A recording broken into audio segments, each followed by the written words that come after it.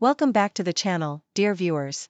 Tonight, we explore a tale of marital discord and familial expectations that has left one woman questioning everything. The story is titled, My Husband Demanded I Become a Stay-at-Home Mom, and Now We're on the Brink of Divorce. Join me as we uncover the events that turned a joyous expectation of a new family member into a battleground of values and identity. So, sit back, relax, and let's dive into this heart-wrenching story. Okay, I already know it sounds bad, but I, 35 female, and my husband, Jeff, 37, are currently expecting a boy, his first child, my second. I got pregnant with my first when I was 18, and his dad was never in the picture.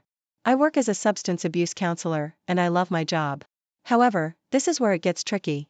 My job offered me 8 weeks of PTO for when I have our son. I was so happy because I didn't want to return to work right away. Jeff and I got together when I turned 30, and he moved in with me because I own my house. We just got married this year and have talked about childcare multiple times, so he knows I don't want to be a stay-at-home mom. Well, I'm due in November, and he just brought this idea up. I was baffled because we've already talked about this, but I guess my mother-in-law and sister-in-law believe I should stay home with our son as a mother and a wife. I just don't understand where their opinions come in because I already know where they stand. Both stayed home with the kids. All three of them sat me down to have this talk, and they wanted me to focus on the kids, cleaning up the house, making dinner, and all of that.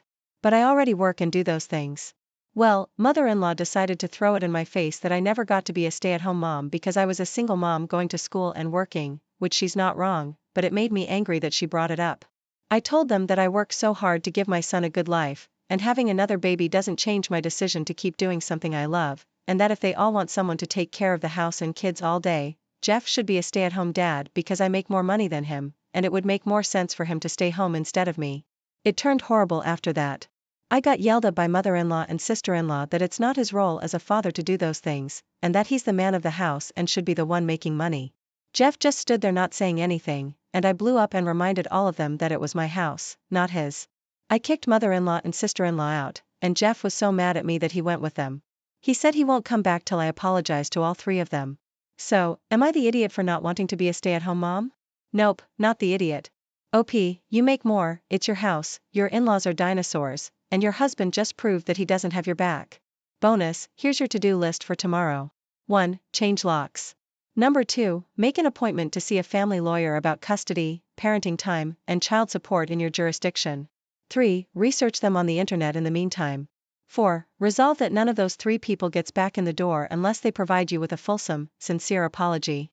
Sorry about the marriage, OP. I hope it was fun while it lasted. The thought of my husband bringing my sister-in-law and mother-in-law into my house to tell me what to do with my life, especially after discussing exactly what I want, makes my blood boil. I'm so sorry you had to go through that. Please reevaluate your relationship with Jeff and whether or not his value systems are compatible with yours. Do you want your son to be taught this drivel about how he needs to grow up to be the man of the house?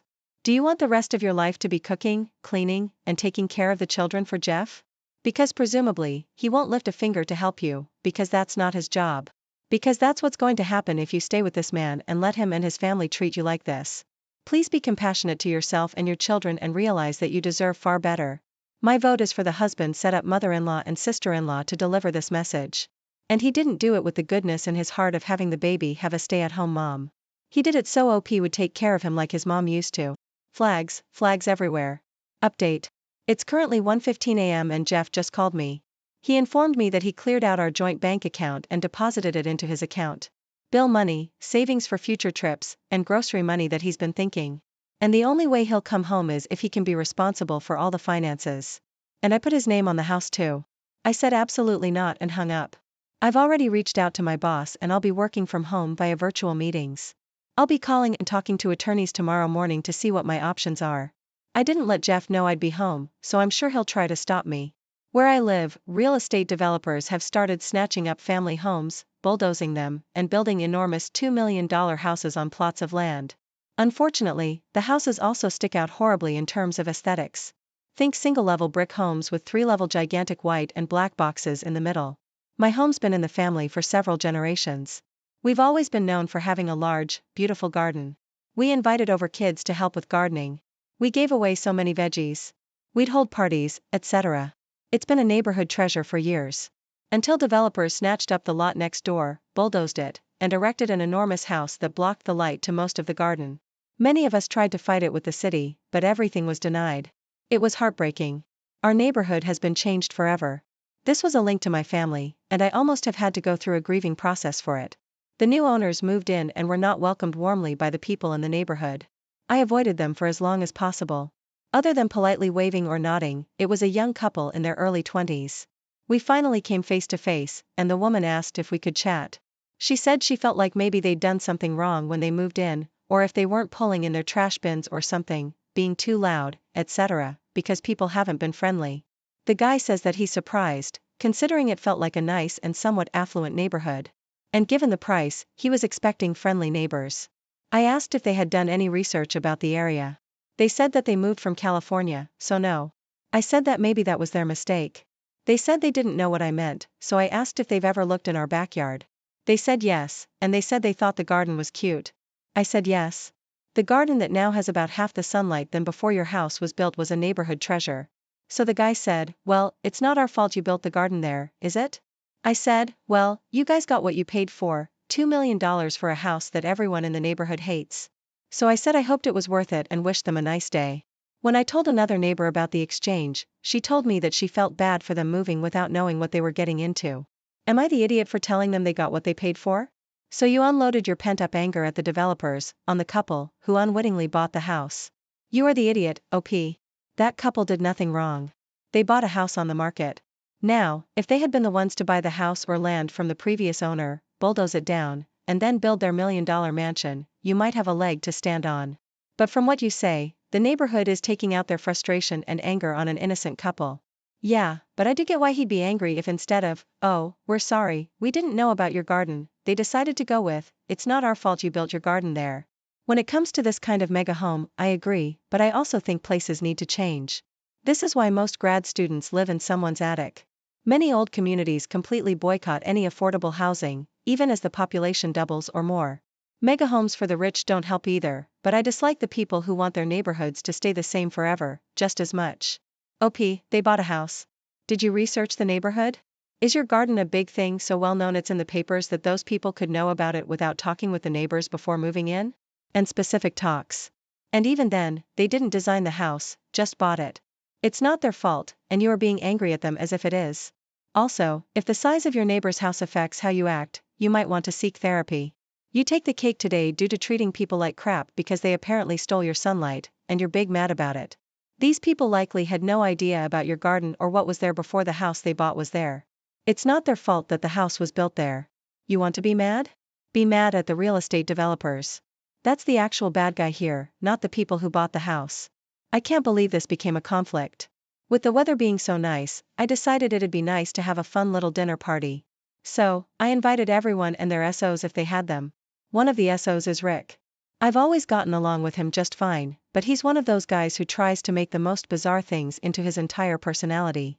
The biggest one is that he's a huge garlic guy. He's one of those guys who makes a huge deal out of how he uses 400 cloves of garlic in a dish. I don't eat garlic. I have GERD, gastroesophageal reflux disease, from purging. And unfortunately, my biggest triggers are alcohol and garlic. I'm okay with cooked onions. For some reason, in the past 2 years, my sensitivity to garlic has actually gotten worse. So, I didn't use garlic in the dishes I made. Not a huge deal, right? I have a pantry full of other spices, and I'm not shy about using them. We were eating and I got some compliments on the food. It wasn't anything special, but Rick said he liked it, but felt the food was missing something, and asked how much garlic I used. I said I don't eat garlic, so I didn't include it. He scoffed and was like, how can you not use the most basic ingredients in most meals?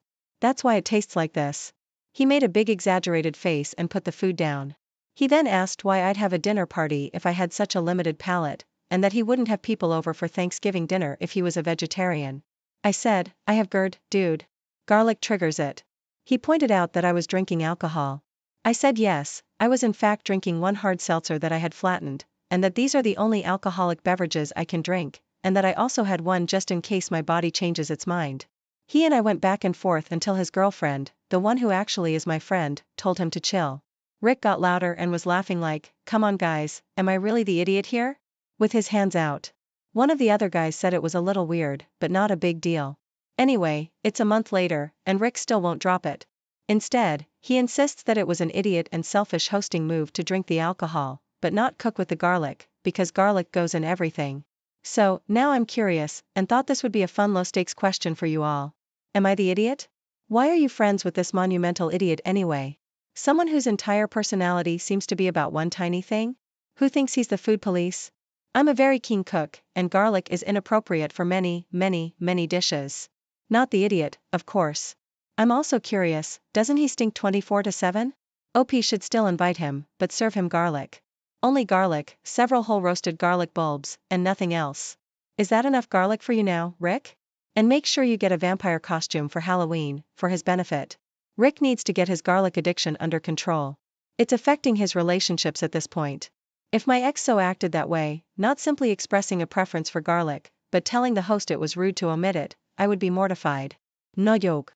Possible grounds for breaking up, because who behaves that way? Not the idiot, open and shut case.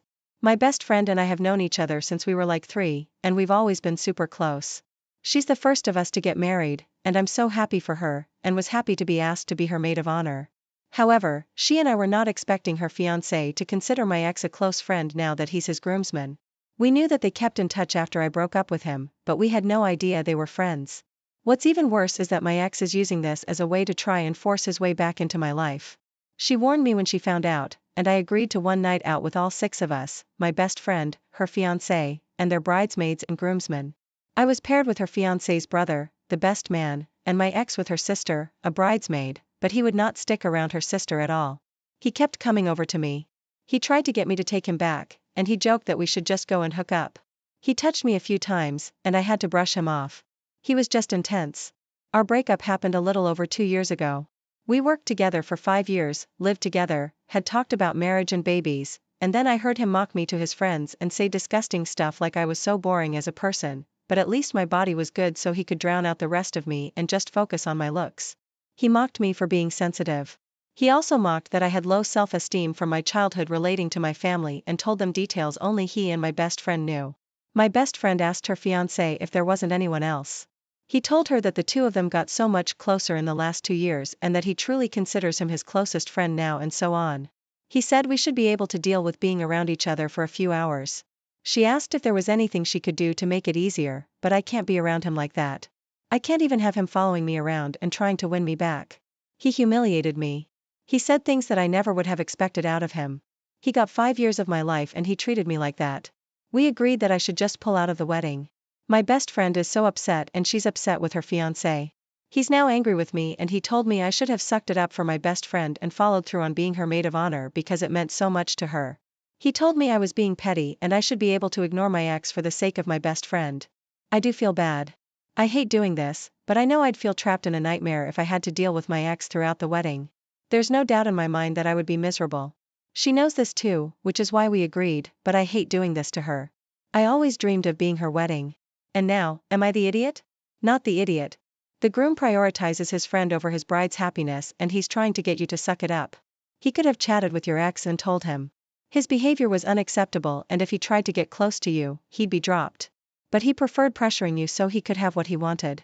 I'd tell your friend that her fiancé is trying to pressure you as that would be a red flag to me. Not wanting to be touched and harassed by a creepy ex-boyfriend isn't being petty. What the heck is wrong with this guy? Also, you did ignore your ex, but it didn't stop him from harassing and touching you against your will. And ignoring your no. What else was he expecting you to do? Also, does he want drama at his wedding? I hope your friend realizes who she's about to marry. Yeah, I think you need to step away entirely. And if the ex is continuing to harass you, look into a restraining order. Good luck to the bride. Her fiancé sounds like a real charmer too, being that he knows the history and still allows this. I, 20 female, am currently 30 weeks along. I live with my parents and pay rent, utilities, and other essentials. Ever since I found out I'm pregnant, there's been a lot of tension in the house. And it feels like my parents' marriage is getting worse because of me. When I first found out I was pregnant, my dad flipped his lid because I wasn't married and because I didn't know who the father was.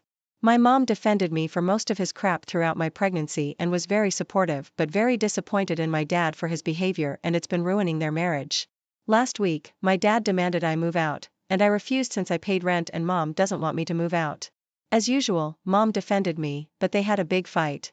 I'm feeling like an idiot since I'm ruining my parents' marriage over this when I could move out, but I don't know where to go and need my mom's support. Am I the idiot? You are the idiot. You're an adult. If you want to have a baby, that's fine, but there's no reason to expect anyone else to support your child. Babies are loud and disruptive. Your father's done raising his kids, so why do you expect him to start over to raise yours? Not the idiot. You are not ruining your parents' marriage. Your dad is. Your mom is finding out your dad's beliefs around unwed or single mothers. You getting pregnant and having a child has not ruined your parents' marriage. However, your dad's behavior is. I'm really glad your mom is being so supportive, and I hope this situation resolves in whatever way it needs to. You have to prioritize your well-being and the well-being of the baby. Your dad's behavior affects your emotional well-being and your unborn babies. However, he feels it's not important as you and this child, but I'm pretty sure you have some clue about the baby's dad. You might have to pay for some paternity tests, but you need to find out who it is and make them contribute. Don't let him off the hook. I don't know if you want to know who the father is, but your child has the right to know and to be financially supported. And that, dear viewers, is how a deeply rooted disagreement led to a rift in what seemed like a stable marriage. If you are captivated by this tale and want to hear more stories of family conflicts and unexpected revelations, be sure to like this video, subscribe to our channel, and hit the notification bell so you never miss an update. Share your thoughts and similar experiences in the comments below. Have you ever faced a situation where family expectations clashed with your personal values? Until next time, remember, staying true to yourself is crucial. Hey everyone, welcome back to the channel. Today, I have a truly heart-wrenching yet uplifting story to share with you. Imagine being abandoned with a baby and no money, only to have a chance encounter with a stranger turn your life around. This is the story of, my husband left me with a baby and no money, then I met a stranger who changed everything. Let's dive right in and see how one woman's life was transformed in the most unexpected way. Dorothy stood in the kitchen and thoughtfully washed the kettle for about 10 minutes, thinking about when all this would end and how she would get out of this situation. She felt that she no longer believed in her marriage, and it depressed her more and more, and how well it had all started. Nathan was courting her romantically and charmingly. He serenaded her under the windows, gave her flowers every day, and always different ones, until he had realized that she loved orchids most of all, and after that he gave them only. And Dorothy thought then that it would be like that forever, maybe without orchids, but certainly with Nathan next to her. Soon Nathan asked Dorothy to be his wife, and she immediately agreed. She seemed to glow with happiness at the wedding, and Nathan kept whispering his vows of eternal love to her. They lived in Nathan's apartment that his parents had presented to him a few years ago. The apartment was next to the office where Dorothy and her college friend Sharon had been working as designers for 3 years. True, Sharon soon got married too, and moved in with her husband to a neighboring city. Dorothy liked the apartment. The only thing that annoyed her was that one of the 2 rooms was filled with musical instruments.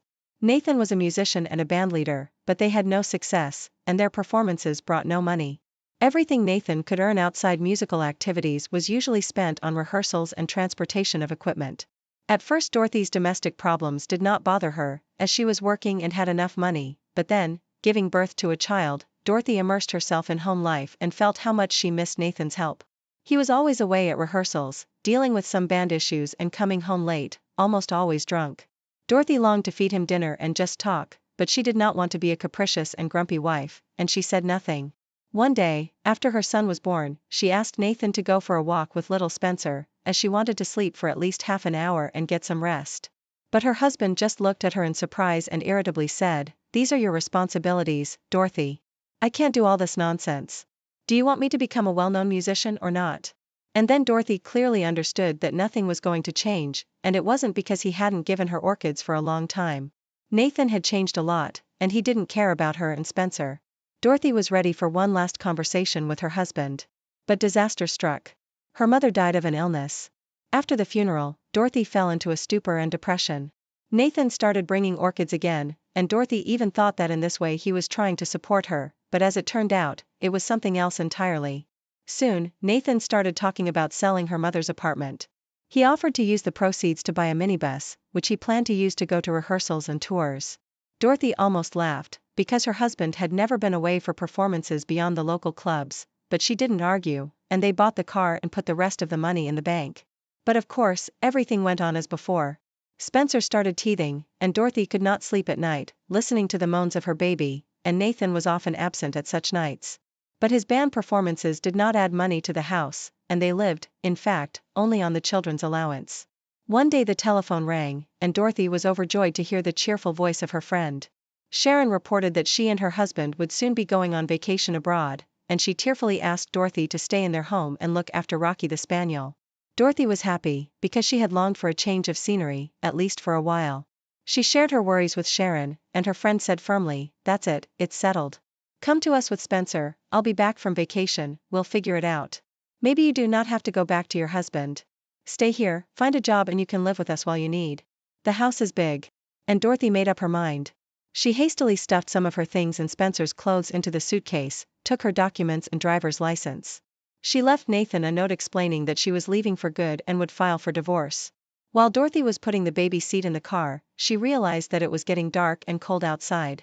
She drove to a gas station on the outskirts of the city, filled a full tank, but a few dozens of kilometers away, the car stalled. Realizing they would not make it to the nearest settlement on foot, Dorothy tried to call, but as luck would have it, there was no connection in the area. Then she tried to give signs to passing cars honking and flashing their lights, but no one stopped. 2 hours passed. It was deep into the night and the highway was completely deserted. But then the lights of a car appeared in the distance. Dorothy ran out onto the road in despair and waved her hands. The jeep stopped next to the woman and a man got out. He tried to find out what was wrong, but Dorothy was so cold and tired that she could hardly speak. From her confused story, he only understood that they were going to the same city, that her car had broken down for some reason, and that the baby was freezing in it. "Okay, let's do this. Get your things and the baby and his car seat out of the car and come over to my car. Don't worry, we are in the same direction anyways. I'll take you where you need to be, and tomorrow you can call a tow truck, which will take your car to the station." Dorothy immediately agreed. The prospect of freezing in the car together with the baby really frightened her. Already in the car, the man introduced himself as Gregory. He told her that he was going to his parents, who lived in the same city as her friend. His father had opened a new branch in that city while he was in charge of the old one. The man smiled and added good-naturedly that his parents would probably be the best people on earth if they didn't torture him with their desire to marry him quickly. "Better not rush into it," Dorothy blurted out. Gregory was surprised and cautiously asked, "Excuse me, are you speaking from your own experience?" And Dorothy suddenly felt completely unashamed to tell the stranger about everything, and that her dreams of family happiness had crashed on daily life, and that she had to flee from her husband from her hometown, and that everything began with a great love. Gregory listened to her thoughtfully, and for a while they drove in silence. "Dorothy, can you help me?" he suddenly asked. "You saved us today. I owe you one. Tell me what can I help you with, and I'll see what I can do." And Gregory told Dorothy that once upon a time he had had a girlfriend, but she had left him for a richer businessman from Greece. Then his parents decided to introduce him to a woman who worked at his father's company. She, in their opinion, was pretty and nice, with good moral principles. But Gregory flatly refused, and now they remind him again and again of the need to get married. And so Gregory had a brilliant, in his opinion, plan, in order to make them at least temporarily leave him alone. Gregory suggested Dorothy to go together to his parents and play the role of his bride in front of them. Dorothy at first wanted to give 4, but remembered she owed him a debt of gratitude. So she just smiled and agreed. "All right, Gregory, but only tomorrow, because then my friend, whom I am driving to, is leaving for vacation, and I will have no one to leave my baby with, and I don't think your parents would like a bride with a baby from another man. I'm sure my parents wouldn't be upset if the bride had a child, but in any case, thank you for agreeing. Then I invite you to dinner at our place tomorrow evening." When Gregory picked up Dorothy the next evening, she met him in readiness. He looked at her admiringly and assured her that her parents were definitely like her looks and kind disposition. Dorothy laughed and promised to talk less so as not to give herself away. When Gregory introduced Dorothy to his parents, he was speechless at how warmly they greeted her. It turned out that Dorothy was the same woman who worked in his father's company and whom the parents knew well and predicted for their son as a bride. When Dorothy returned home, Sharon questioned her about everything, and learning that Gregory was the son of their common boss, her friend gave free rein to her fantasies and told Dorothy how things would go on if, of course, she would not hide her feelings. "Well, I see that you like Gregory and managed to notice, though he has been with us for a short time, that he likes you too. Now stop living in the past or punishing yourself for being wrong about Nathan. You're staying with us, getting a divorce and coming to work for my boss, who may soon become your father-in-law. We'll put Spencer in kindergarten here and everything will be fine. We're all going to bed now. We have an early flight tomorrow, but I will constantly be in touch to be updated on how your relationship is progressing," said Sharon and winked conspiratorially to her friend. And events did develop rapidly, and almost as Sharon predicted. Gregory visited Dorothy every day, and one day finally confessed his feelings to her. And when Dorothy also confessed her feelings in return, Gregory put her and her son in a car and took them to his parents. Dorothy was anxious that they would take the fact that she was not alone and with a child. But when Gregory's mother came up to them, Dorothy was relieved of heart. "Well, hello, little one. I'm your new grandmother," she said amiably and held out her arms to Spencer. Dorothy couldn't believe what was happening. She thought this only happened in the movies, but it wasn't a movie. It was her new happy life, in which there was no place for Nathan.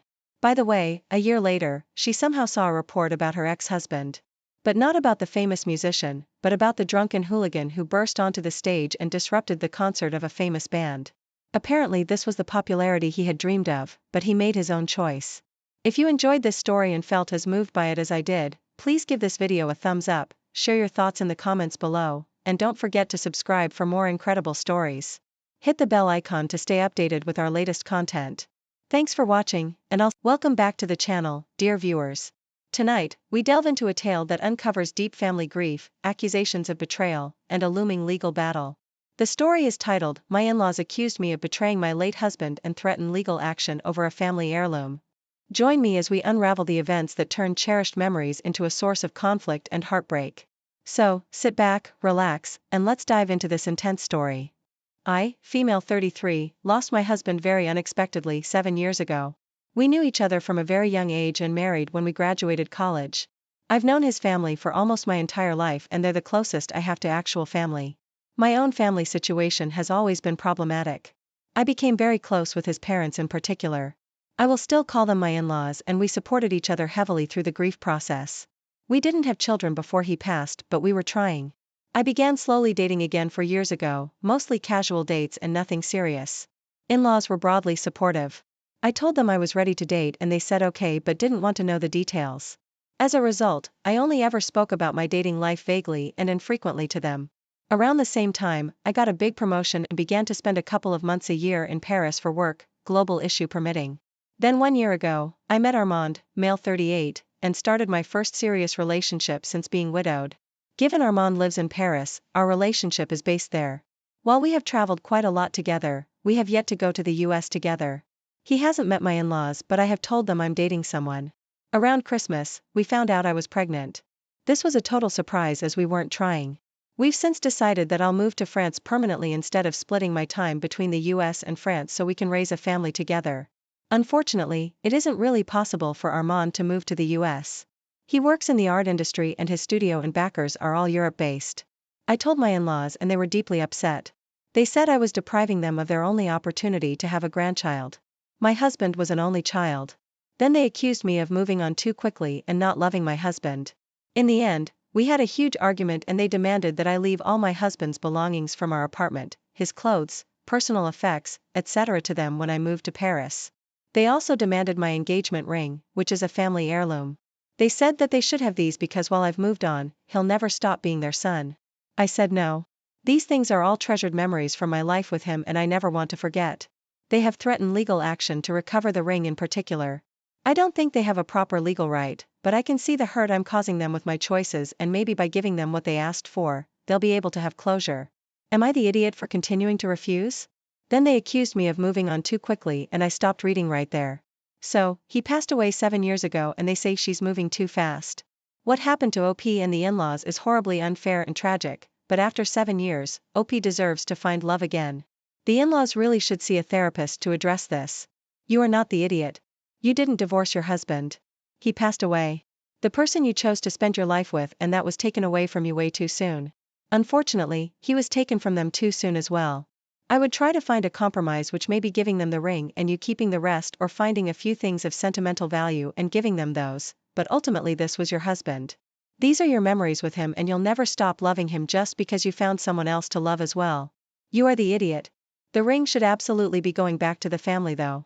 No matter how you feel about it being given to you, the heirloom is meant to be passed on to a future generation family member at some point, which again isn't possible in this case because you two never had a child together. You're moving on and your family's now with another bloodline family. The heirloom ring is not meant to be with that family at any point. I'm sorry, but this is a very bad take. OP's a widow.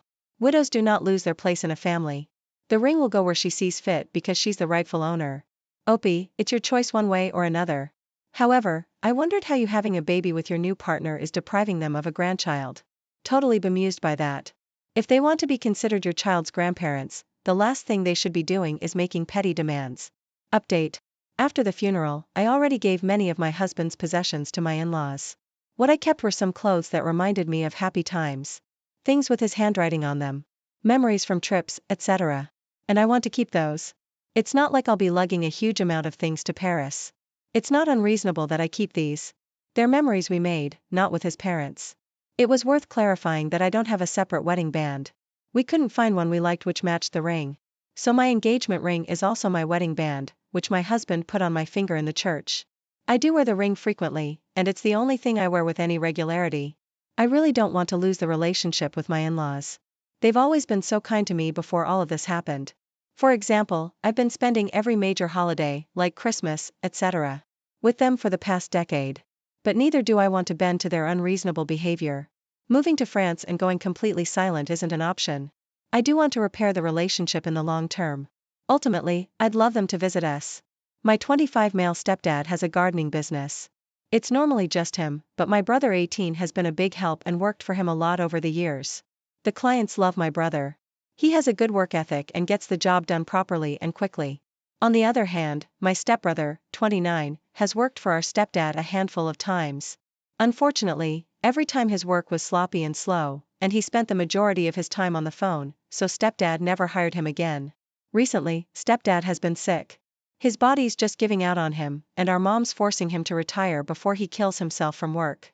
He wants to give the business over to my brother since he has the work ethic and the rapport with the clients like him. My brother is basically our stepdad's mini-me, lol.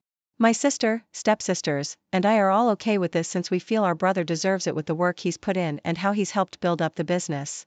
Our stepbrother, on the other hand, is angry and thinks he should get it since he's the biological child.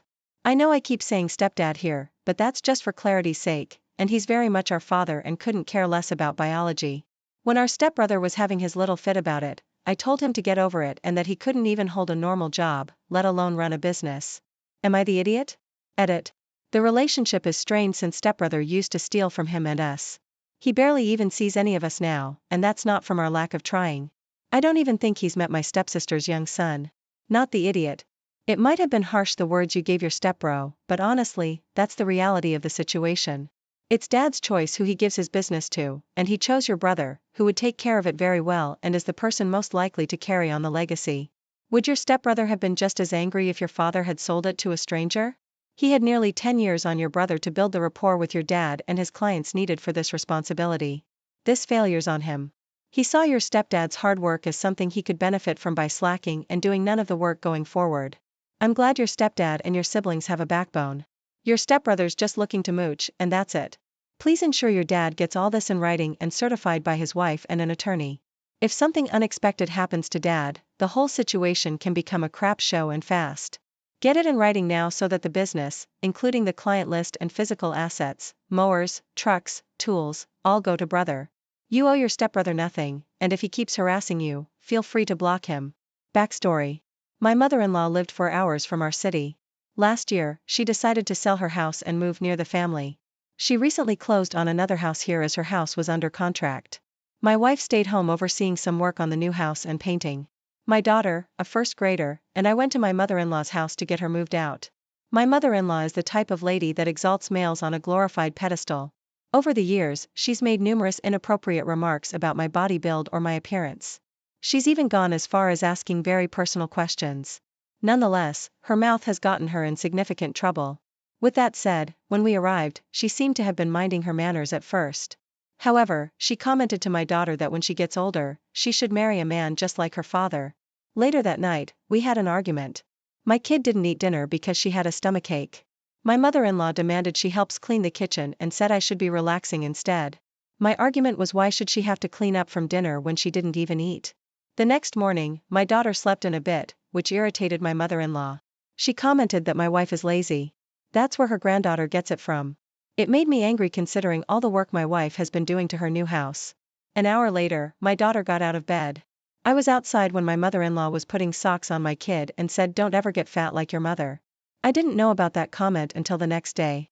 As they were packing boxes, I overheard my mother-in-law telling my daughter that her mother never wanted her. For the record, that's not true. My mother-in-law was hounding my wife to end the pregnancy because she said my wife would blow up even bigger and that having kids ruins lives. My child was upset and hurt. My instinct was to get her away from that environment. We got lunch and I took her to the beach to distract her mind. We talked it over and I promised her what her grandmother had said was not true. I called my wife and she and I spoke for a while. While they were on the phone, the comment about not getting fat like your mother was brought to my attention. We went back to the house and I gathered our belongings and we left. Outside sat several pieces of furniture in a few large boxes. My mother-in-law tried hiring movers after we left, but none were available. Overnight it rained, which ruined everything. My brother-in-law called me an idiot for letting her furniture get ruined and also claimed that it was elder abuse. A week later I received a handwritten bill requesting $4,000 for the ruined furniture. My mother-in-law wrote how saddened she was to realize my wife had brainwashed and demasculized me. The move occurred on the 1st of the year and yesterday I received an additional handwritten letter stating that I'll be sued if I don't pay for the damages. Yes, Your Honor. I'm suing my son-in-law for damages. He left because I intentionally inflicted emotional trauma on his daughter. No, he wasn't being paid for this work. No, he was under no contractual obligation to complete the job. No, I made no efforts to cover my own items with tarps, garbage bags, etc. when I realized it was raining. Yeah, I don't see that playing out really well for her in court. Let her sue you and waste her own time and resources. She has nothing supporting her claim. That's wild. Your mother-in-law is a narcissist. Politely let her know you will deduct it from what she owes from your wife and daughter's past and future therapy bills to deal with the trauma she created by being awful. Not the idiot, and I hope your entire family goes no contact with this cruel and toxic woman. Sadly, I think it's going to get worse. I agree that no contact would be ideal, but knowing mother-in-law's moving closer makes me think that won't be the case, at least not right away. OP's wife is likely far too used to her mother's mistreatment, which makes it harder to build the boundaries necessary. If she does try to take a stand, you know her mom will use moving closer as a guilt trip and manipulation tactic. I, 22 female, will graduate from nursing school next June. I've started looking for jobs and I've been thinking I could try being a particular nurse, those that you hire to take care of a patient in their own home or if they need medical care 24/7. I prefer that for now as I got very anxious during my practices in hospitals. There are many patients and it's a very stressful situation if you don't have much experience. I plan to work as a domestic nurse for half a year and then try again to do work in a clinic or hospital after gaining experience. Well, I have a brother who's a young teen. He has autism and he's disabled from his waist down. My parents asked me if I'd be willing to work for them taking care of my brother. I said it was okay for me. A patient is a patient. Then they asked me how much the family discount was to consider hiring me. I told them they'll have to pay me full price if they wanted me to nurse my brother. There's no such thing as a family discount. They got angry. They told me I was doing this for them and for my brother and that there's stuff more important than money. What I'm asking is not unreasonable after all. I have to take my brother to therapy, shower him, clean him up, feed him, give him his medication, etc. All the same stuff I'd have to do with any other patient. I think I'm asking for fair pay that's consistent with how much work I'll do. I'll charge £25 per hour, which is the average where I live.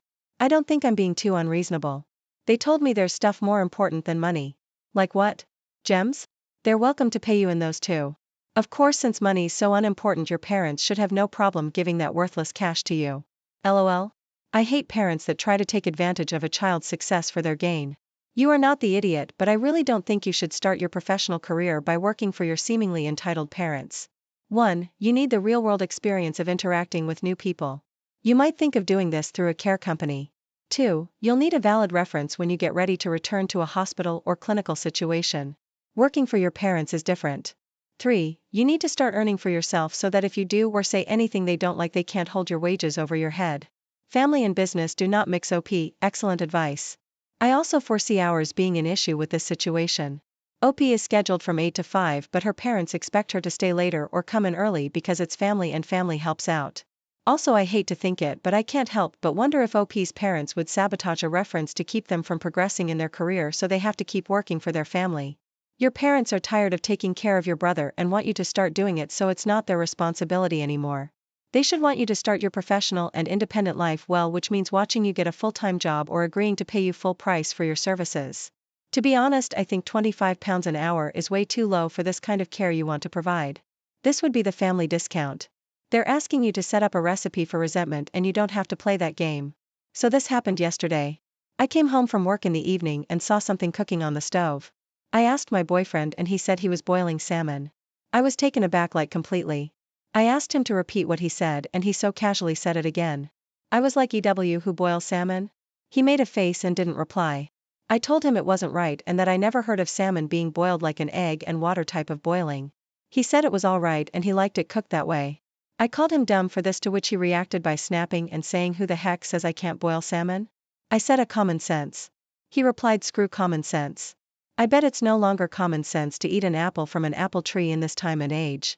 We had an argument and he started ignoring me, saying he felt hurt and disrespected when I called him dumb. He's now waiting for an apology. Am I the idiot? I called my boyfriend dumb because he likes his food cooked differently than I do. I actively sought him out, insulted him based on something that had zero impact on me and demanded he fights back, and now he feels disrespected. I think he should apologize. Wow, you are the idiot. A massive one at that. This. OP sitting here like, what idiot boils salmon while high-class restaurants are off poaching salmon and charging top dollar for it? OP is acting like a spoiled toddler who's only been raised on chicken nuggets. Poaching/boiling salmon is very much a thing. It's funny you're getting all bent out of shape and upset when you're the one who called him dumb. Oh, Gordon Ramsay, he didn't even ask you to eat it. He cooked it for himself. He likes it and it's cooked, so food safety is not an issue either. Mind your own business. OP, don't call people names, especially people you love. He feels hurt and disrespected because you use disrespectful language while criticizing his perfectly acceptable choice.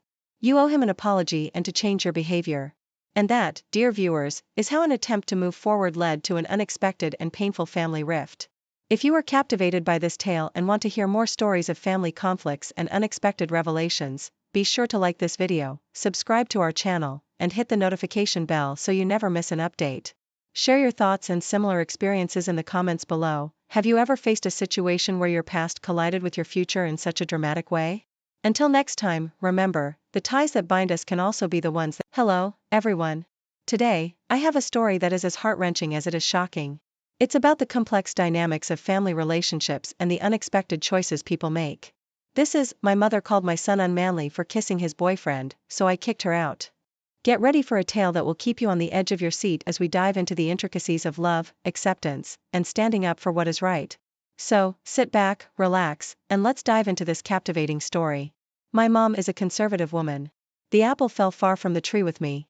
My mom and I, male 40, already have a rocky relationship because of my religious beliefs. I'm agnostic. My mom is the type of person to try and trap you in her beliefs. Well, despite all that, she's divorcing my dad and going through the divorce right now, and she left the house. She came to my doorstep the other day while my son was at school, asking me to stay. I wanted to say no, but against my better judgment, I let her. I don't think I should have let her in the first place. She would only stay with me for the night to see her family in another state. My son is bi and has a boyfriend. His boyfriend usually comes over after school. They study here, and it simply didn't cross my mind that he'd be coming over. He ended up coming home with his boyfriend. He's aware of my mother's beliefs. I was stuck, trying to avoid an argument. I just said that they'd be studying together and left it at that. Well, I guess when he was leaving, they kissed, and my mom saw it, came to me fuming, asking if I knew about these sins going on under my roof. I reminded her that those aren't sins under this roof, and it's my house. We went back and forth. The argument consisted of her saying that this was way too far. He's only a teenager, and these phases shouldn't be supported, and me just saying to zip it and act like an adult about this and not traumatize a child, or don't let the door hit you on the way out. It wasn't until she decided to go to my son impulsively in the middle of my argument, telling him he was unmanly and emasculating himself, acting like a woman. She said that he needs to stop trying to use women's people for themselves. No clue what that meant, and that he looks like a fool spreading the image that he's some feminine male. She tried saying he was going to the bad place, but I walked her out of his room. I told her to get her stuff and find a new place to stay. She argued that she was just saying it like it was. It's a sin. I said that if she focuses on sins, focus on hers with divorcing her husband, and we went back and forth for over 30 minutes of me trying to get her out of my house. Finally fed up, I grabbed her bags, put all her stuff in them, tossed them outside, and told her to get out. Or I'll get more extreme with this. I called my sister to come pick her up. She was waiting for 15 minutes, Mac's mom made it a point to tell the whole family, and they told me that doing that was an idiot move because they made her uncomfortable because we knew her beliefs. I don't think that's right at all. Their reasoning is a no in my opinion, but solely for what I did. Am I the idiot? I feel my only dumb move was letting her in, not the idiot. She claims to be a Christian, but skipped the verses about not judging or loving one another. Your responsibility was to your son, and you took the action necessary to protect him and make sure he knew that you would. Your mother sounds horribly toxic, unfortunately, like a great many people. I'm glad your son is raised by a parent like you and not her. This story has a hypocritical choosing beggar idiot, and it's not you. She disrespected your rules in your house, even while you were doing her a favor. She couldn't zip it for 24 hours. Even if she disapproved, she could have gone to her room and shut up until the morning, or left of her own accord. She chose to die on the hill. Think of it this way, at least now it'll be much easier to go no contact after this, and your extended family told on themselves. Grandma sucks. Get a rainbow flag for the front porch. Maybe it'll work like garlic on vampires, and she'll stay away. I'm 29 male, currently planning a wedding, and we're getting into the nitty-gritty details. For background, my parents got divorced when I was 5. The divorce happened after my dad fell in love with his current wife, my stepmom, Alice.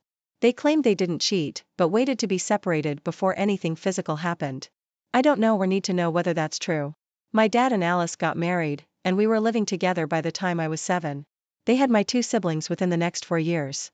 My parents had split custody, and Alice was 100% a mother figure to me. We're very close, and she's been there for me in every tough moment. She also helped pay for my college and grad school, which I greatly appreciate. My mom is a good mom, but we've never been as close as I am with my dad and Alice. Our personalities are very different. We're planning the first dances right now, and have my first dance with my fiancé, and she has hers picked out with her dad. Her parents are still married, so there's no drama there. But being so close to Alice, I really don't feel right excluding her and only dancing with my mom. So I asked her if she'd be comfortable doing one with me as well. She was overjoyed and cried with emotion. I'm really excited about it, but once my mom found out, she flipped out, said I'm replacing her as my dad had replaced her. I told her it's not a replacement, but she's been so supportive of me my entire life, and I consider her a true bonus mother, so I don't want to exclude her. But she doesn't want to accept that. So yesterday, my aunt, mom's sister, called me and ripped me a new one. I know it's a little controversial, but in my heart, it's what I really want to do. Am I the idiot for going through with this and having 2 mother-son dances? Personally, I've been to a few weddings with steps involved where there were 2 mother-son or father-daughter dances, and it seemed really sweet, not like overkill. I will do the shortened versions of the songs, so it won't be too long if that matters. Not the idiot. Alice has been in your life since you were 5. So basically, most major formative years and events, she's been extremely supportive, helped you get through school, and has been a true mother figure in your life, and you want to share this big event with both of your moms. If your mom doesn't want to share that time with Alice, no one can force her. But she also can't force you to snub a woman who's always been there for you from such a young age, because she's still hurt by something that happened decades ago. Yes, and I know it's not for me to judge people holding grudges, but OP said they divorced when he was 5. He's now 29, and his dad and Alice are still together. It might sting, but it's also reality. OP's mom must come to terms with the reality of the situation, and now her son has replaced her. This woman stepped into her life and took her child. Their relationship is arguably closer. Wouldn't you have a problem with that? OP, when you're saying your vows to your wife, staring into her eyes, and telling her how much she means to you, I want you to picture your future family. Now imagine your wife having intimacy with some other dude, and your wife unrepentantly says, well, screw you, you're not good enough, and she leaves. So all you have left in the world is your child. And now you're looking your mom in the eye and saying, yeah, of course, she's just better than you. Dude, just wow, your lack of empathy for your mom is staggering. My point is that don't be surprised if your mom doesn't attend the wedding. Don't be surprised if you never talk to your mom again. Dude, your mom's life was burned to the ground, and now you're hugging and dancing with the woman who lit the match in front of a crowd. Man, I just can't fathom hating my mom that much, but you do, you idiot. I agree. If Alice was a good person, she would manage some empathy for the woman who's OP's actual mom. She could say, honey, that is such an honor to be asked, but I don't want to hurt your mom. And as a mother myself, I know just how hurtful it would be. You should share that special mom dance with just her. OP, this woman broke your family and then warmed her way into your heart with money, and you're saying it puts her on the same level as your real mother? Wow. I, female 29, own my own apartment. It was inherited, and I know I'm extremely lucky. However, to be able to keep the apartment, I rent out a room. We share a kitchen, a living room, and a bathroom, and have separate bedrooms. When my current roommate, female 26, signed the contract, I reviewed it with her. Mostly standard stuff, but one section is added that no cats or babies. Children are allowed. Cats because I'm highly allergic, and children because I don't want to live with a child. Children visiting is fine. We have an agreement that any long-term visitors will need to be cleared by the other person. Breaking those rules will lead to eviction. We get along great. We're quite similar in our habits. She always pays her rent on time, and there is no food stealing. After about a year, she calls me into the bathroom one day. Standing in front of the mirror in a form-fitting stretchy dress, she looks at her stomach. She asks me if I think the dress still fits her. I could see her stomach was bigger, but I sometimes look like that in the evening, so I assumed she was bloated. I brush it off and say she looks fine. We should normalize being bloated at the end of the day. She gives me a weird look before she says she's not bloated. She's 3 months pregnant. Yep, that's how she decided to tell me. Anyway, I'm kind of taken aback as it came out of the blue. She's never mentioned it before or wanting a kid or a boyfriend. Found out the pregnancy was from a one-night stand. After probably looking like an idiot for a few seconds, I calmly congratulated her. Not with a lot of enthusiasm per se, as I really don't get excited about the idea of pregnancy and babies, and this really was a surprise. But I was polite enough after an awkward silence before I made up an excuse to have to go study. A few weeks go by and we kind of just go back to normal. While making dinner one evening, I ask her if she's found a new place to stay. She's really confused and asks what I mean. I reminded her of the contract she signed that says no babies can live here.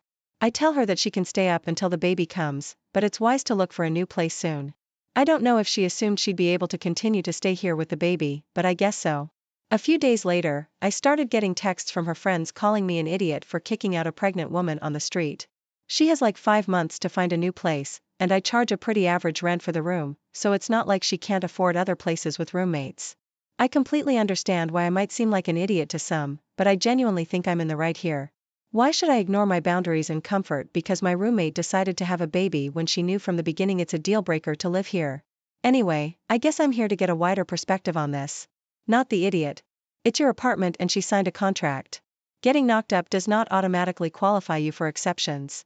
You haven't kicked her out. You've told her she needs to find a new living situation.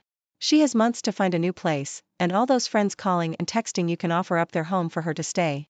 Did she think you would help raise this baby and just forget about the contract? When was she going to tell you?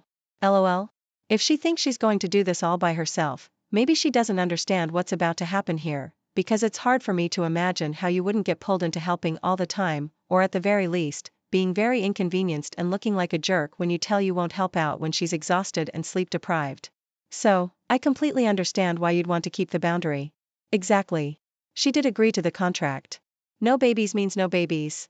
You were never the kind of besties that you'd put up with someone else's baby, and you gave her 5 months' notice as well.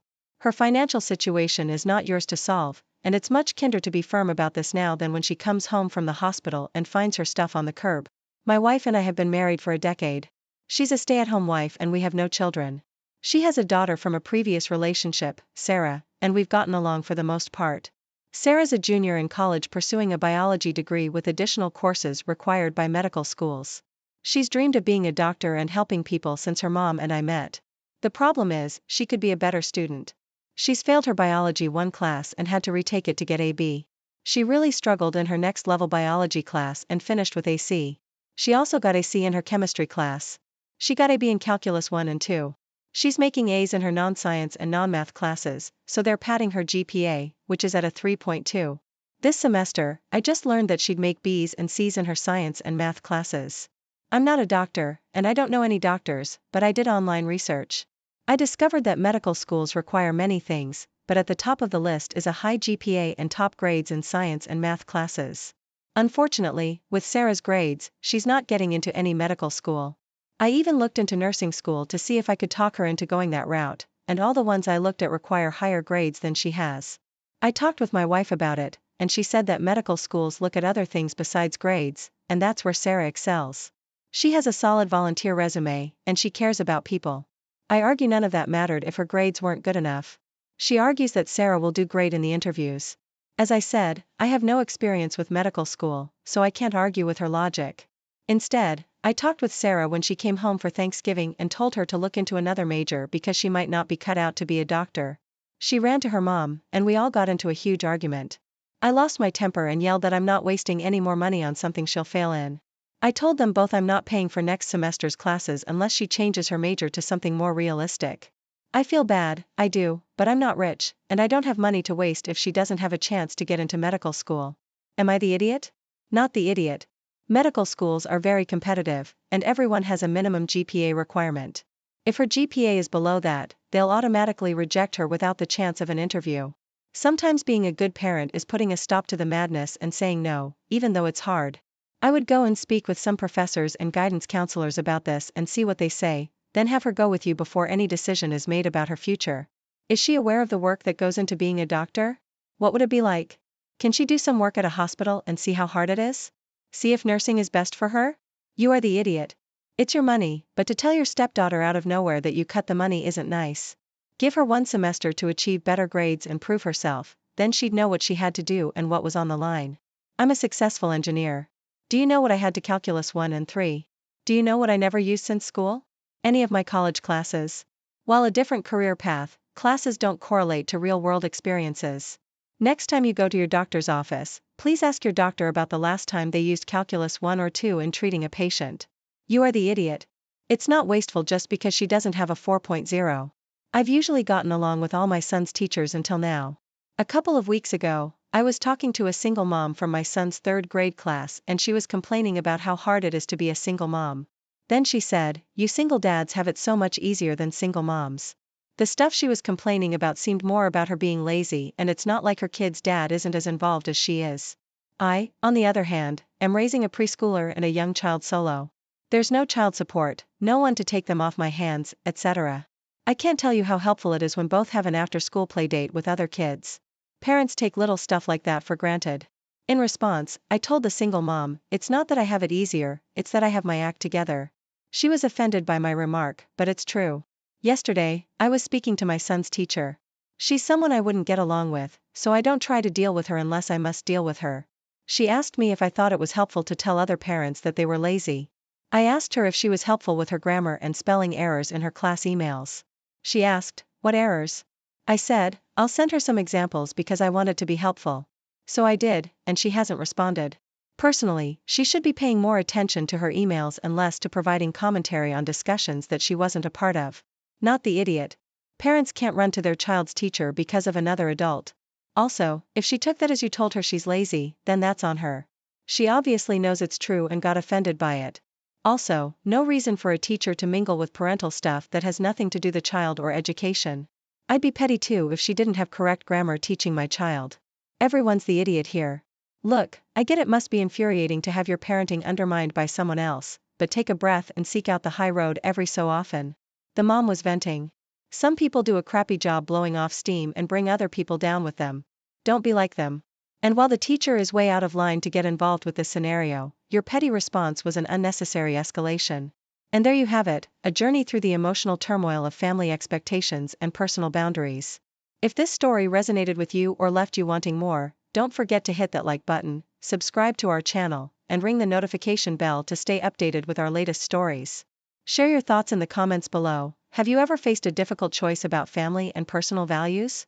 Until next time, remember, standing up for yourself and your loved ones can sometimes be the hardest, yet most important. Welcome back to our channel, where we dive into the most jaw-dropping tales of family drama and relationship twists. Today, I have a story that will leave you on the edge of your seat. Imagine planning a peaceful family vacation, only to have it almost derailed by the most unexpected and shocking revelation. Buckle up, as I take you through this wild journey titled, "My Mother-in-Law Burned My Passport to Ruin Our Vacation, Then I Found Out She Has Feelings for Me." Our story begins with a man named Liam, who has been enduring the relentless antics of his mother-in-law, Isabella. Little did he know, this family trip would uncover secrets that would change everything. "My name's Liam and I'm a 35-year-old man. My mother-in-law, for whatever reason, didn't like me for a very long time. You could argue that it was because I was stealing her precious princess away from her, but she doesn't act that way with her other children and her other daughter-in-laws, sister-in-laws. I always suspected that she had a personal problem with me, which honestly to this day hasn't properly been confirmed with her. But I'm glad that I at the very least got some revenge for her stupid antics. Let me tell you the story.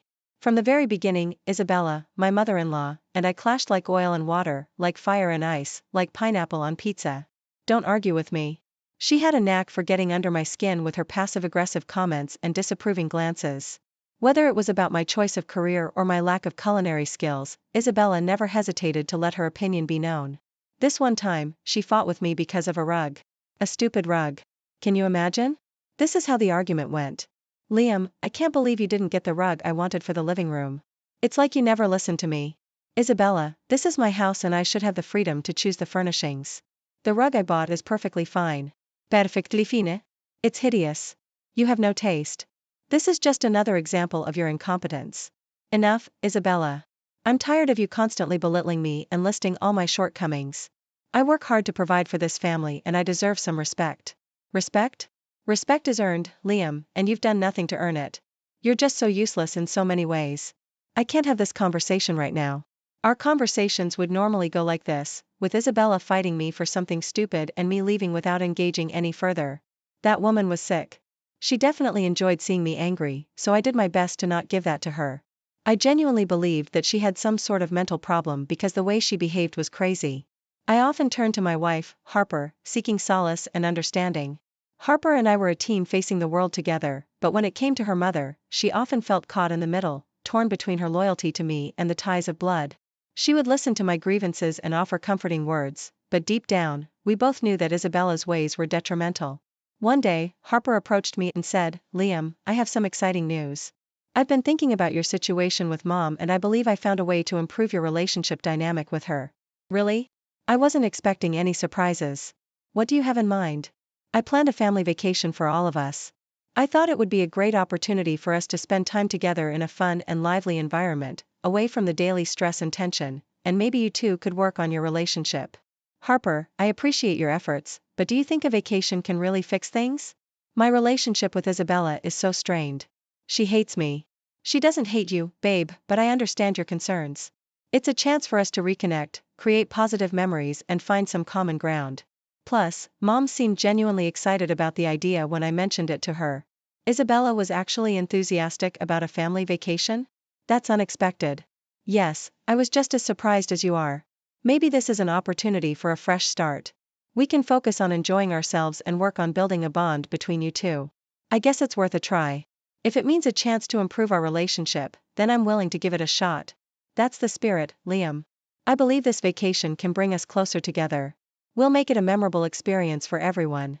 I was a little bit giddy.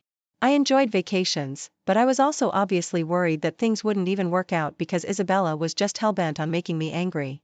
But I did say that I would try, so that's what I had to do. Slowly but surely, however, my hesitation grew into full-blown doubts. She was enthusiastic, making suggestions and even offering to help with the planning. This sudden change of heart set off alarm bells in my head. Isabella had never shown such eagerness before, and it made me suspicious. I couldn't shake off the feeling that something fishy was going on. Nonetheless, I kept my suspicions to myself. If I'm being honest, I think that I felt quite guilty for holding on to these suspicions. I didn't want to bring these negative vibes on our trip, and I didn't want Harper to be angry with me for being suspicious. So I kept it to myself. But surely enough, call it intuition or good luck, I found out the truth and I was right. But let me not get ahead of myself. Amidst the uncertainty, Harper and I prepared for the trip, hoping that the change of scenery would bring about some much-needed tranquility. A week had gone by, and our trip was rapidly approaching. We packed our bags, double-checked our passports, and eagerly anticipated the adventure ahead. Now, it's worth mentioning that regarding the passports, I also had a gut feeling that something awful was going to happen. Because later on that evening, Isabella called. Harper wasn't in the room at that time, so I answered the phone for her. Hey love, make sure that your passports are left on the table tomorrow. Oh, hey, Harper stepped out for a moment. What's up? Liam, I was expecting Harper.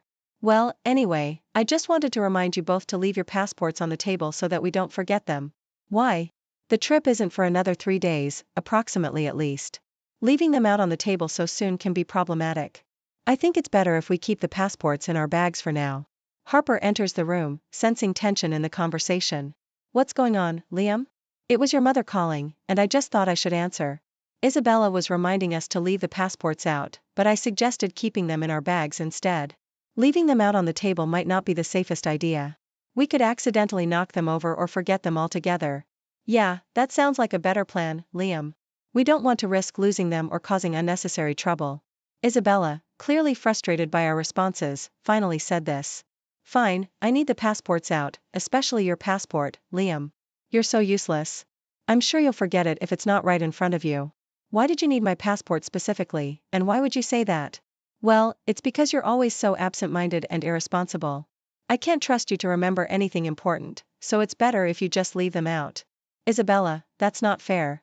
I've been responsible and capable of taking care of my things. Okay, let's take a step back. We all want this trip to go smoothly, and we don't need any unnecessary arguments. Mom, we appreciate your concern, but I agree with Liam that it's safer to keep the passports in our bags for now. If you don't leave your passports out tomorrow, then I'm not going on this trip. Both Harper and I shared a look of bewilderment. How could she resort to something so unnecessarily stupid? I was done with the conversation, and I wasn't about to enable Isabella by nagging her and forcing her to come. Harper, being the sweeter one between us, decided to do exactly that. The call ended with Harper agreeing to leave out the passports as instructed, and I was upset that Harper complied so easily. You know, the reason why she's always getting angry over stupid things is because she knows that you'll always take her side. That's not true, Liam. I don't always take her side. I just try to avoid unnecessary conflicts with her. You know how she can be. But Harper, it's like she's controlling everything. She manipulates situations and expects us to bend to her will. We can't keep letting her dictate our lives. It's not that simple, Liam. Confronting my mother is extremely difficult for me. She's been like this all her life, and I've learned to navigate around her outbursts. It's easier to comply than to challenge her. I understand, Harper. I'm sorry for everything you have to go through. But there needs to be a point where enough is enough. We can't keep sacrificing our happiness for her satisfaction. I just want to have a good time on this vacation. I don't want tension or arguments ruining it. For now, let's just do as she says and hope for the best. We can deal with the consequences later. Fine, Harper. If that's what you want, then I'll go along with it. But I hope you realize that we can't keep enabling her behavior forever. Harper and I argued back and forth about this. It was hard to admit at the time, but this strenuous relationship I had with my mother-in-law was seriously killing my relationship with Harper. It was annoying to constantly bicker about her mother. Instead of arguing about normal marriage things like finances, forgetting to take out the trash, or not doing laundry, we would argue about Isabella, and it was getting out of hand at this point. We were arguing about this well into the morning. Maybe we should just cancel the trip, Harper. It doesn't seem like Isabella wants us to have a good time. Liam, the trip is in just 2 days. We planned this for a long time, and I won't let her ruin it for us. We're going on that vacation, and we're going to enjoy ourselves. We both shared a moment of understanding, acknowledging the difficult position we were in. Even though I was reluctant, I agreed to comply with Isabella's demands for the sake of a peaceful vacation. Deep down, I knew that this temporary concession was not a long-term solution, but I hoped that the trip will provide an opportunity for us to properly reconnect and find strength together, as was the original intention of the trip. The next day arrived, and I was going about my day at work, trying to focus on my tasks and push aside the tension caused by Isabella's constant presence in our lives. Everything seemed to be going smoothly until I received a FaceTime request from her. I hesitated for a moment, contemplating whether to answer or not, but curiosity got the better of me, and I decided to see what she wanted. As I answered the call, my heart skipped a beat when I saw Isabella's face twisted into a malicious expression I had never witnessed before. It sent a chill down my spine, and I couldn't help but brace myself for whatever was about to unfold. Well, if it isn't Liam. I'm actually surprised that you answered my call. Honestly, I could say the same. What do you want, Isabella? Oh, nothing much. Just thought I'd share some of my thoughts with you. I'm listening. I hate you, Liam. I've always hated you. You're a worthless excuse for a man, and I can't stand to see you succeed. This isn't news, Isabella, but one thing I want to know is why. What did I ever do to you? I can't bear the thought of you being happy with her. You two, always laughing and enjoying yourselves. What is there to enjoy? You don't want to see your own daughter happy? What a pathetic excuse for a mother. Me, pathetic? I'm just trying to protect my daughter. You make her believe that there aren't any problems in this world. She's too jovial and naive. You're making her dumb and clueless, just like you. That literally doesn't make any sense, Isabella. You've always tried to undermine me with the way that you speak to me. Anyone can see that you're obviously obsessed with me. Isabella's face turned from malice to embarrassment. It was like I caught her in something.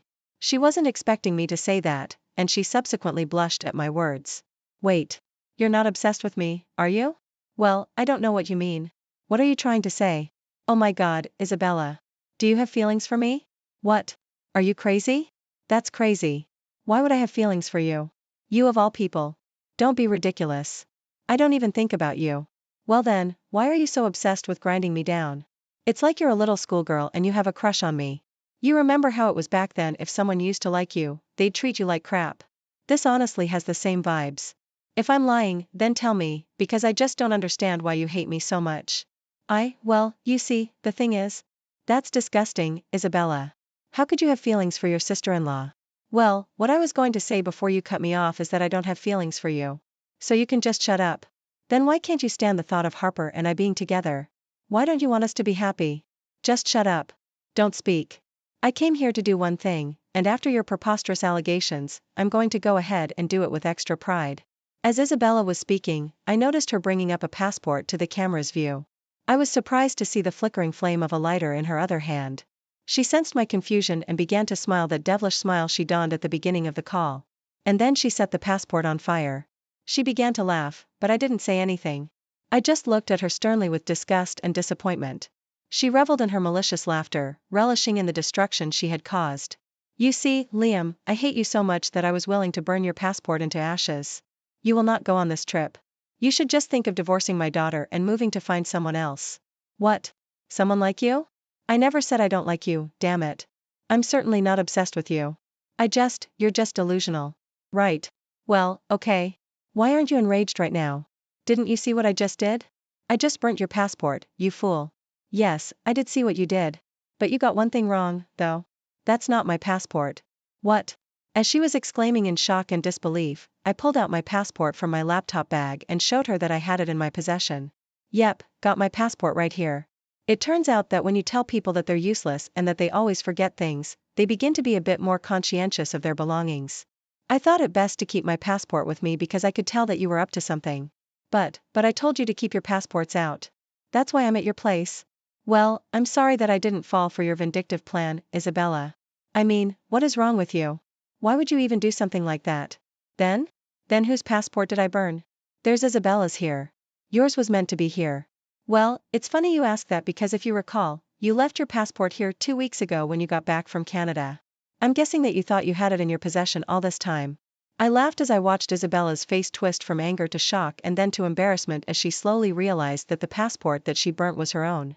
You made me do this. Sweetie, I didn't make you do anything. You're the one who wanted the passports to be out. I took out all 3 and left them on the table in the foyer just like you asked. But I knew that you had to be up to something, so I decided to keep mine with me. Honestly, you should blame yourself. Why didn't you open the passport and check the names? I did. I checked the first passport and it was Harper's. Then I didn't think that I needed to check the second one since I thought it was yours and I had forgotten that I left my passport at your house. Isabella began to whine about how all of this wasn't fair, but just like in the movies, she was yet another stupid villain with a stupid plan that went all wrong.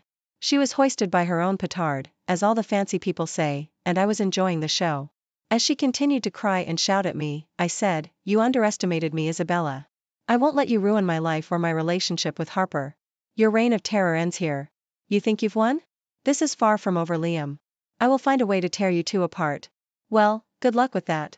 It seems that while you're continuing to concoct your evil plan, my wife and I will be enjoying a well-deserved vacation. We're gonna have a blast. You won't have fun. Why do you two get to have fun? It's not fair. This wasn't supposed to happen. I continued to laugh at her in her silly state of confusion and anguish, and I eventually cut the call because I was tired of the drama and I was sufficiently satisfied with how things turned out since she was the one who brought herself to her own demise. I could tell that even after the call had ended, she was furious with herself for being so foolish. I went to the security guy at my job and asked him if he could give me the camera and audio footage of my office from the past hour even though it was against company policy. He hesitated, but after briefly explaining the situation and upon reviewing what was recorded in my office himself, he gave me the footage as a favor. I'm guessing he understood that this was too important and that the truth had to be revealed. With the physical evidence of Isabella's deceit in hand, I went home and revealed everything to my wife, and by the end of everything, she was trembling with rage. Is this a bad time to say I told you that your mom was crazy? Don't test me, Liam. I'm beyond pissed. Does she really have some sort of crush on you? That's horrible. I genuinely believe so. I mean, why else would she act that way? That's why she's been so evil to me. I'm guessing she was trying to suppress her feelings, and her burning my passport would mean that I wouldn't go on the trip and she wouldn't have to witness us being so lovey-dovey to each other. Oh my God, I don't even know what to say at this point. And the fact that I let her in today, none the wiser. She must have called you and burnt the passport while I was out getting her medication so that I wouldn't suspect anything. Well, her plan almost worked. Had she just paid better attention to what she was doing? Both Harper and I laughed bitterly at the drama that was before us. Harper called her mother and with some very colorful language, berated her for her stupidity. Isabella tried to deny everything, which made Harper more enraged as she revealed the footage that I had gotten from work. Isabella, for the millionth time that day, was too stunned and embarrassed to articulate a coherent response, signifying that she had, yet again, been caught in a lie. They went back and forth with Isabella trying to lie and Harper berating her each time and presenting her with her inconsistencies. Harper ended the call with her mother very bitterly, vowing not to speak to her ever again. Harper and I went on vacation. I'm not gonna lie, it wasn't the greatest experience considering just 2 days prior we got some really shocking and disturbing news. My wife, unfortunately, felt like an idiot for not seeing through her mother all this time. But I tried my best to make my wife laugh by reminding her that her mother was the stupid one for burning her own passport. Although the vacation trip wasn't a 10 out of 10, it wasn't a waste because we did genuinely enjoy ourselves. I distanced myself from Isabella, considering her weird feelings about me, and Harper wasn't answering any calls, texts or emails from her, staying true to her promise to never speak to her again. Isabella then tried to get other family members involved in this by saying we're bad kids for not listening to her and what she has to say. She's just lucky that we haven't released the footage to the other family members just yet. So for now, it's her word against ours. But Harper and I are seriously considering showing the other family members the information we uncovered. What do you guys think? Should we keep this matter private or should we expose Isabella to everyone? If this story touched your heart, please give this video a thumbs up and share it with others who might need to hear it. Don't forget to subscribe to our channel and hit the bell icon so you never miss a new story. We'd love to hear your thoughts and experiences in the comments below. Thanks for watching, and stay tuned for more